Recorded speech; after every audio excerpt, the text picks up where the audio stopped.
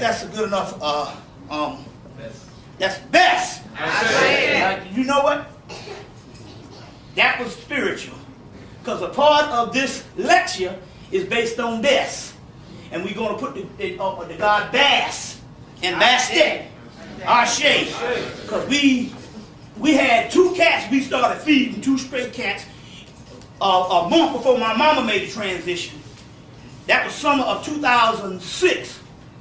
And then in 2007, one of the cats had a litter, which was 4 cats, and then other cats started coming from every place else, and now we up to 9 cats. So we going through a big bag of cat food. We ain't talking, and cats are finicky now. The cheap shit, they just look at that. We either got to get them the Friskies, or what's that other one? No, not the 9, the other one. It's another one that's real popular right now. Meow Mix. The whole seafood medley. So they sitting around chilling. But they bring in the magic. They bring in the magic. The spirits coming through them. You see the spirits coming through them. So we're going to get into that science.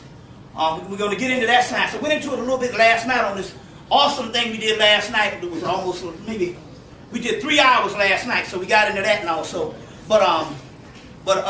So we dealing with the cats right now. There's a book called Mysterious and Magical Cats by DJ Conway. Get that book, because the cats was one of the most sacred things in ancient Kemet. Had something to do with the cats. And let me tell you, Mysterious and Magical Cats by DJ Conway.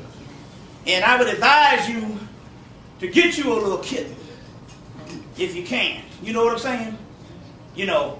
I know you into the dogs and the Rottweilers and all that kind of stuff, you see what I'm saying? But the only thing you're going to have with them is a whole bunch of piss and shit. And cats going to bring the magic. You see what I'm saying? You know, cats going to bring the doggone magic. You see. And we're going to get into that particular science. Y'all all right? Yeah. Okay. It's interesting here because about 2 years ago, I had a drawing, and I should have Xeroxed some. It was a cat, and it had an Urzuli symbol, which is the goddess of voodoo. It was a cat with a Urzuli symbol, and it had knives sticking out of the Urzuli symbol. And we built an altar to Urzuli in the spring of 2005. And she came through and said, I'm in exile, and then a few months later they had the whole New Orleans thing went down with Katrina. So she had several escape routes that she would come to where she needed refuge, and that was one of the places and stuff like that. Because I know she must have had been refuge because we built the damn altar and money got tight. I'm like, well, hell, this is the first time I worked on the altar for months and no money came through. And then I realized, no, this was for her refuge. She'll probably reciprocate later. So we had a picture. So I found this statue of a black cat, a white cat with a little blue yarn, a white cat, and I put it on her altar. So the Indian kitten showed up and started eating, and it was injured on the leg, and then it started healing itself. Now the mystery here is, why am I talking about cats? Apparently these particular cats, it was a small kitten, and I didn't see no litters or no place on the street or any other place in the neighborhood. And the only conclusion was that those particular cats, and this is why the Egyptians dealt with the cats. Those particular cats was able to go through dimensions. So what happened was,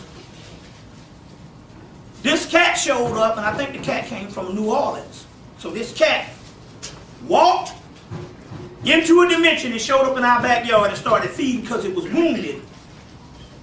And it was the same cat that was on Urzuli's altar. So in so many words, this was a form of Urzuli healing herself. That's why I say it's real magical based on these mystical and magical cats.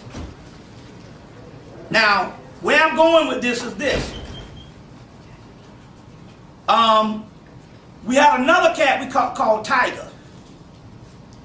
This particular cat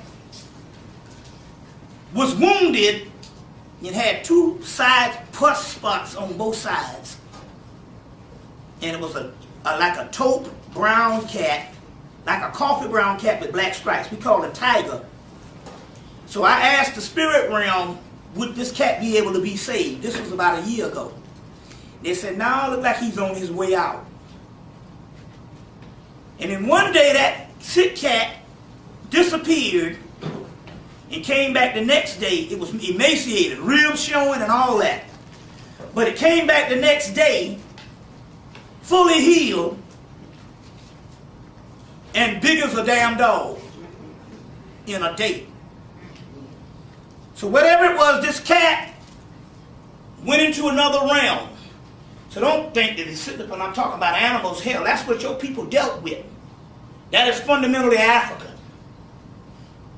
And, well, I don't want to say African. I don't want to reduce it to a continent because it was global, that we were all over the world.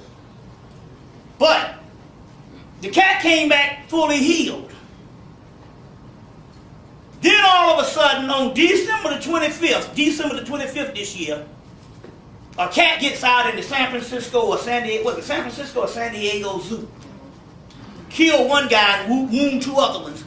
But yet they spent the entire summer and millions of dollars trying to fortify the cat's den, or the lion's den, or the tiger's den, or the feline den. But yet this cat got out, and to this day they can't find out how. They haven't had any conclusions. And the only two guys that didn't die, they in the hospital at one time, and they caught up with them, and they're not saying nothing. The mystery here is that cat just basically walked through that wall like you walk through a dimension.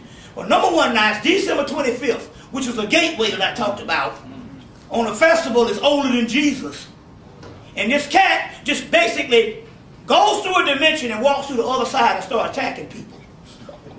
Then at the 1st of February, they had one in a zoo in Hawaii. Get outside of the cage.